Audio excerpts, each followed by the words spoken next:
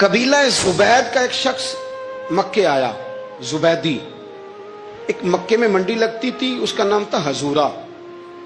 یہ جو حضورہ منڈی تھی، اس منڈی پر ابو جہل کا قبضہ تھا۔ آج کل تو نہیں قبضہ ہوتا منڈیوں پر کسی کا، حضورہ نامی منڈی پہ نا ابو جہل کا قبضہ تھا۔ اونٹ بڑے خوبصورت تھے، شاندار تھے۔ اس نے کہا میں نے بولی دینی۔ ابو جہل نے اعلان کہ خبردار کوئی بولی نہ دے۔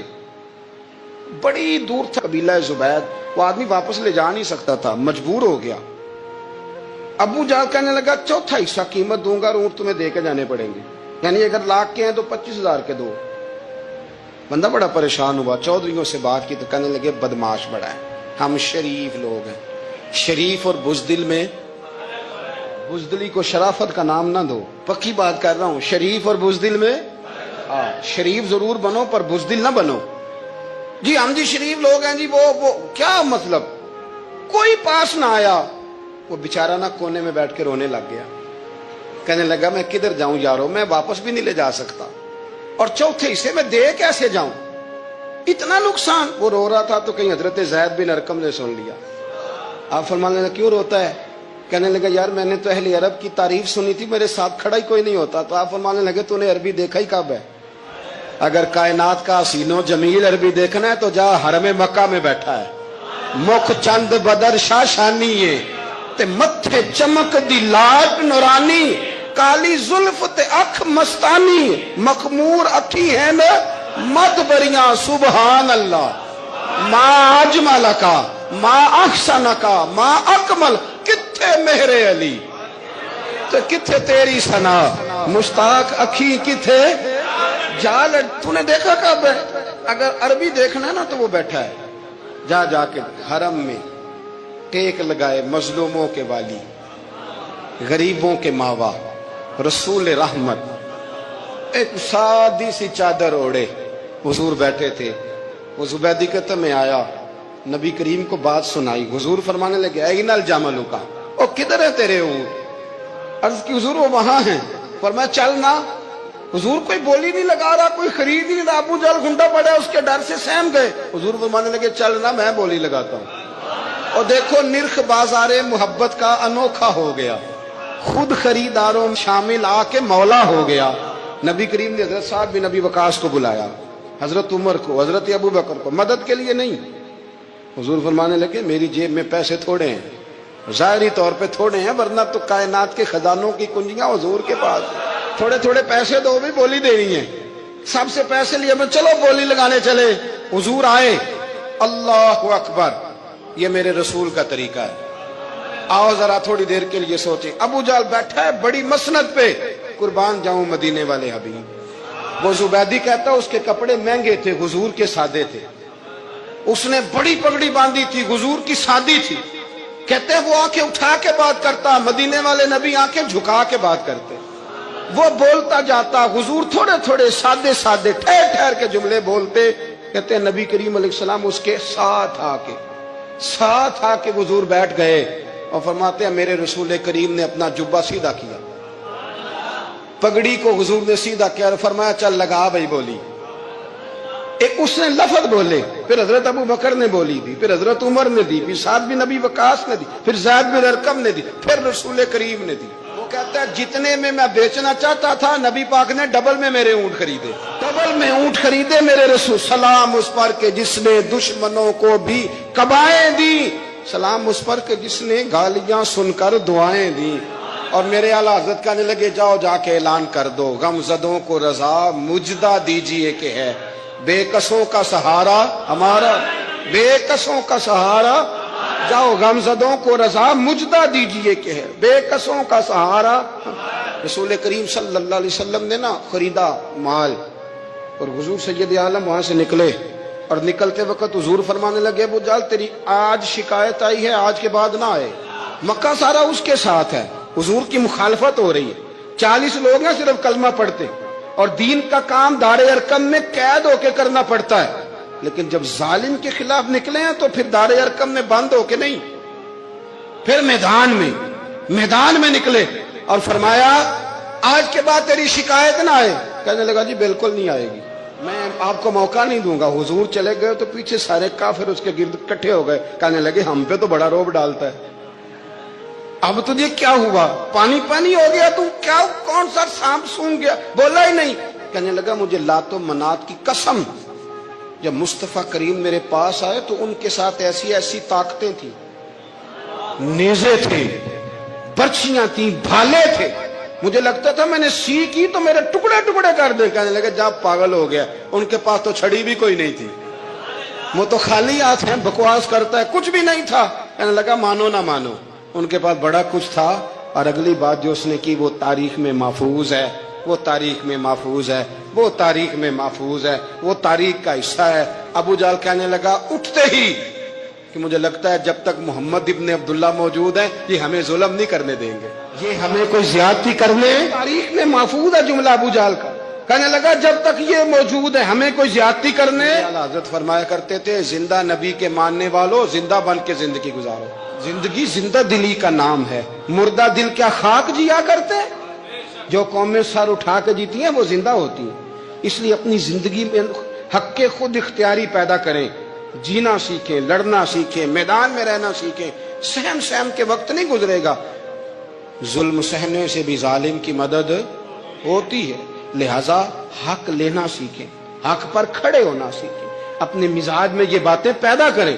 مجھے خاتون نے پوچھا, میرا بھائی کہتا ہے حصہ لے لے پھر میرے مرے کا منہ نہ دیکھنا. میں کہ پتر تو حصہ لائے نہ منہ ویکھی ہوتا, کوئی ضرورت نہیں, منہ ایسے ظالم کا منہ ویسے بھی نہیں دیکھنا چاہیے جو بہنوں کا حصہ کھا جائے. میں نے کہا تو منہ دیکھنے کی کوئی ضرورت, یہ کوئی بلیک میلنگ ہے. ابا کہتا ہے حصہ لے لو منہ نہ دیکھنا. میں کہا بالکل نہ ویکھی, تو بلکہ آگ میں ویکھنا بھی نہیں چاہتی, تو ادھر رکھ, اللہ رسول نے مقرر کیا میرا حصہ. کیا فلسفہ ہے ہمارا, جو بات غلط ہے اس پہ لوگوں کو بلیک میل کرتے ہو. جائز بات پہ ڈٹنا سیکھو.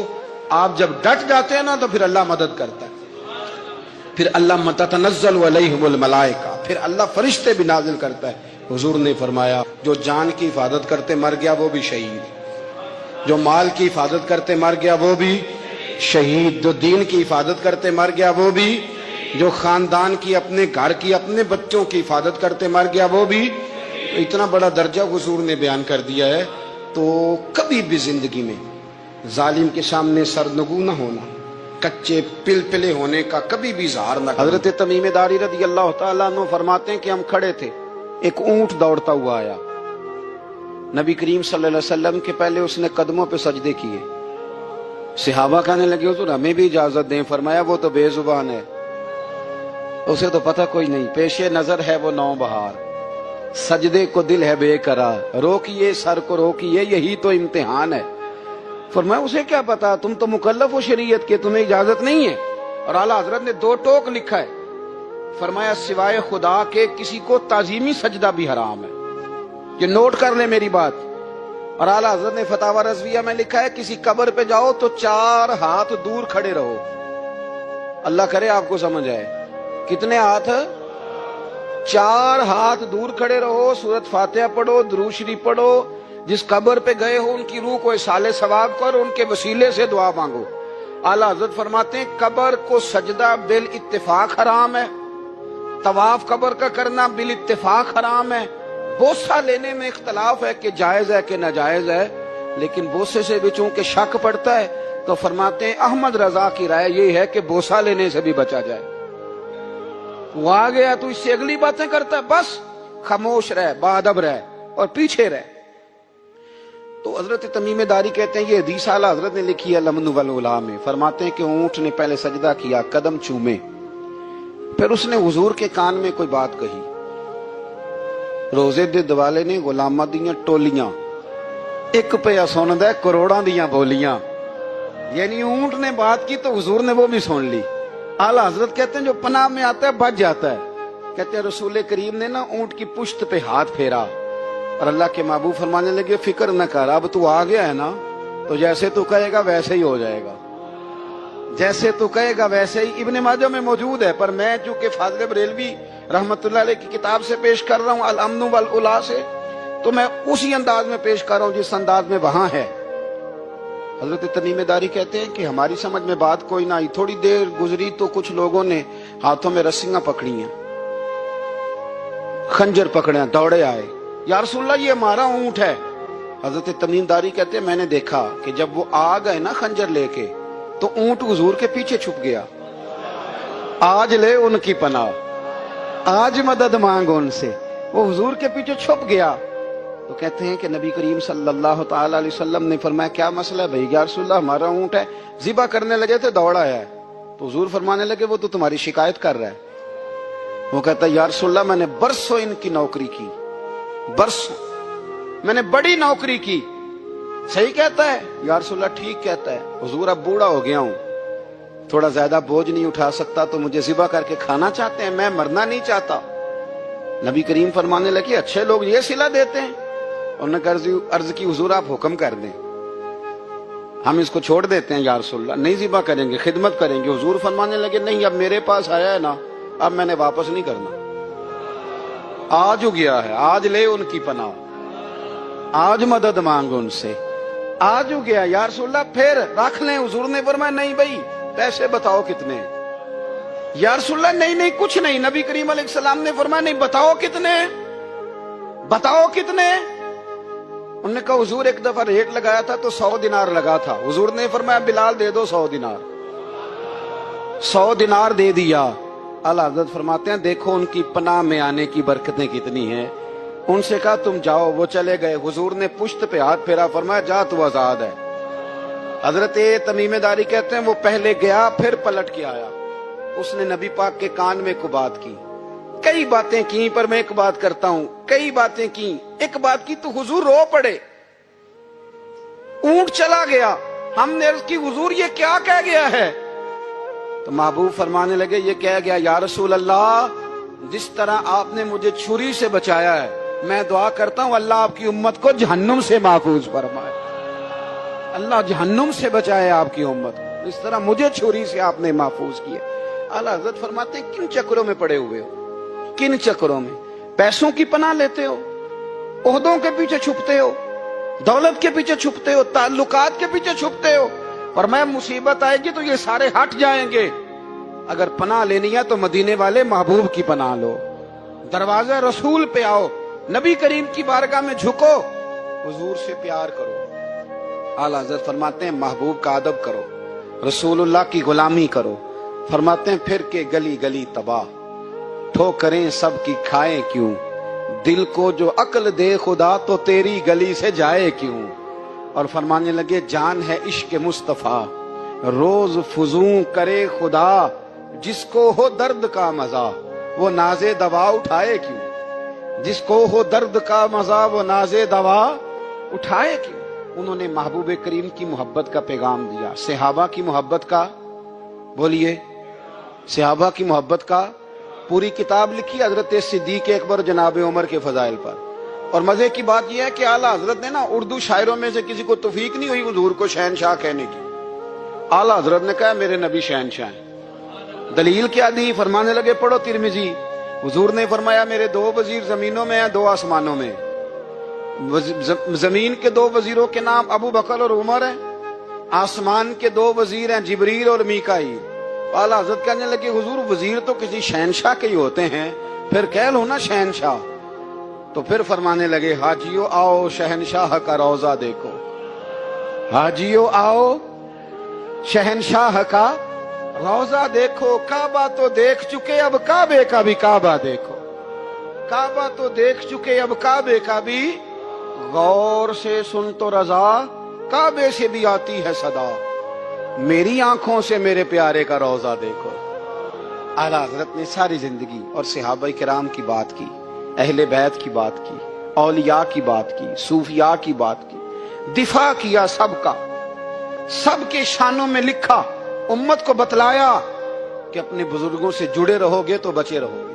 اعلیٰ حضرت نے طنز کرنے سے، تنقید کرنے سے، بلا وجہ غلطیاں نکالنے سے اور ایک دوسرے پر لان تان کرنے سے ہمیں بچنے کو کہا۔ اعلیٰ حضرت فرماتے ہیں کوئی علم اگر آ جائے نا تو اس کا معنی یہ نہیں کہ سب کو جاہل سمجھ لینا چاہیے۔ سمجھ آ رہی ہے میری بات کی؟